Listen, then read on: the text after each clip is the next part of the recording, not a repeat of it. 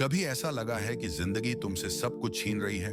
जितनी दुआ करो उतनी मुश्किलें बढ़ती जाएं। लगता है कि अल्लाह नाराज है। मगर क्या तुमने कभी सोचा कि शायद ये नाराजगी नहीं बल्कि मोहब्बत की एक खास शक्ल है?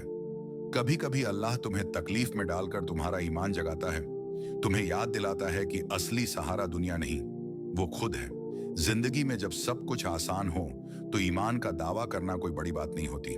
असली ईमान तो तब नजर आता है जब जमीन तुम्हारे कदमों से खिसक रही हो, ख्वाब टूट रहे हो, दिल रो रहा हो, मगर तुम्हारा यकीन फिर भी कह रहा हो, मेरा रब मेरे साथ है और वो मुझे जाया नहीं करेगा। अल्लाह ताला कुरान में फरमाता है, क्या लोगों ने ये समझ रखा है कि वो कह देंगे कि हम ईमान लाए और उनकी आजमाइश नहीं की जाएगी? सूरह अनकबूत 2। मतलब ये कि ईमान सिर्फ जबानी दावा नहीं बल्कि एक इम्तिहान है जिसमें अल्लाह तुम्हें परखता है, तुम्हारे सब्र, तुम्हारे यकीन और तुम्हारे दिल की सच्चाई को।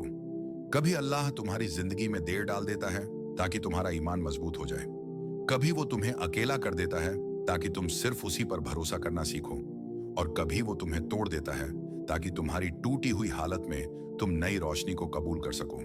यही आजमाइशें तुम्हें तुम्हारी असल पहचान दिलाती हैं। जो शख्स दुखों के बावजूद अल्लाह पर यकीन रखता है वो दरअसल अल्लाह का खास बंदा बन जाता है।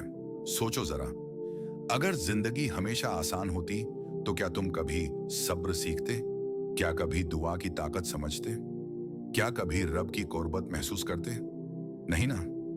इसीलिए कभी कभार अल्लाह तुम्हारी दुनिया हिला देता है ताकि तुम्हारा दिल उसकी तरफ झुक जाए। वो तुम्हें तकलीफ देकर अपने करीब लाता है, क्योंकि जो रब दर्द देता है वही दवा भी बन जाता है। याद रखो, अल्लाह की आजमाइश सजा नहीं बल्कि मोहब्बत की निशानी है। वो तुम्हें परखता है ताकि तुम मजबूत बनो, बेहतर बनो और ईमान की उस मंजिल तक पहुंचो जहां तुम कह सको, मेरा रब मेरे साथ है, चाहे सारी दुनिया मेरे खिलाफ हो। अगर तुम अभी किसी आजमाइश से गुजर रहे हो तो हार मत मानो। अल्लाह तुम्हें छोड़ नहीं रहा, वो तुम्हें बना रहा है। कमेंट्स में लिखो, मैं अल्लाह पर भरोसा रखता हूं, और याद रखो, तुम्हारा सब्र तुम्हारी पहचान बनेगा।